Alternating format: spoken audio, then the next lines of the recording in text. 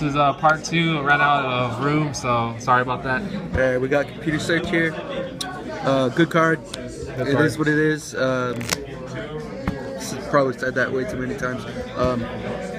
You know, you discard your darks, get some Oblivion Wings going, get rid of items in a Toad matchup, and get something more useful before they lock you.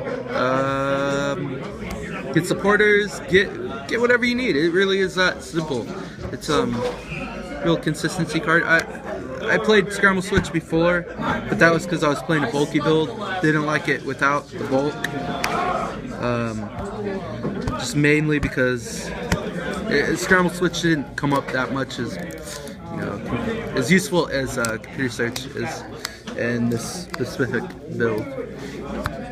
2 Verbanks to go along with the lasers, the hypnotoxic lasers.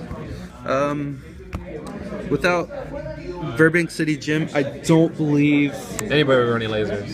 laser would be as good. It would, I'd say, probably still see playing a couple of niche decks, probably Toad Lock, just because that extra damage is good, and you can lock them in the active spot, rack up that damage. But this is really why lasers are so good. You know, 2 extra damage counters on poison Pokemon. Really good.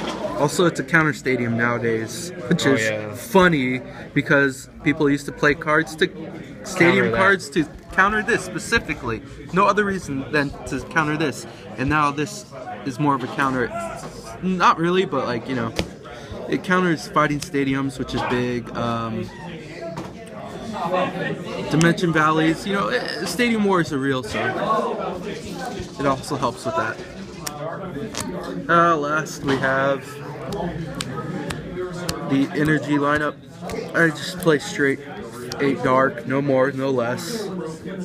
You could cut 1 dark for a tech spot, but I just like having energy. Consistency. Yeah, consistency is key. And then 4 double colors. Or double colorless. Yeah, you really do need it in the deck. Yveltal, stack for damage. It helps so much with the yveltal, and of course getting your quicken punches going. It's just good. As you can see, I run no real tricks in my deck. No real tricks. No techs really. Just straight consistency. I mean, you could argue Trump Card is a tech. Center Lady is a tech, but it's really popular in Toad nowadays. I mean, not Toad, but yveltal decks. So yeah, I don't know. It's really standard. I think it's really nothing out of the ordinary, and that's why it's so good. That's why it is the deck it is, because it is consistent, it is strong, it is powerful. The only real, and it's got really no bad matchups, to be honest. The only bad matchup is Manectric. Toad's not even that bad of a matchup. The only reason Toad is a problem is because it shuts off your lasers and the rest of your items, which are pretty big. But other than that, you know, it has real no bad matchups. Like, it can pull out a Seismitoad matchup really easily just because of Evil Ball. Evil Ball is such a huge threat to Toads. What else is there to say? Yeah, there's no bad matchups except Manectric.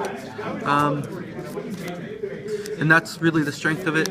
Primal Class is going to change things up, I'm sure, more positive than not. It will change things up. It'll probably take a while for it to, you know, really figure things out, of course. So it will, at the beginning of it, it will be good. If, you know, the format shifts, it will probably, you know, settle somewhere else. But I think it will always be a top tier deck, and it's a safe pick, you know. Yeah. If you have the money, pick this deck up. It's good. It's a good starter deck. It's not a good starter deck, but a good place to start. It's very basic, simple to learn. So yeah, that's a deck. You just count, and that's what yveltal does. Count. That's a deck. Count, get numbers. The reason this is so good, no damage cap. Alright, so I hope y'all like the deck. Infinite damage. Later.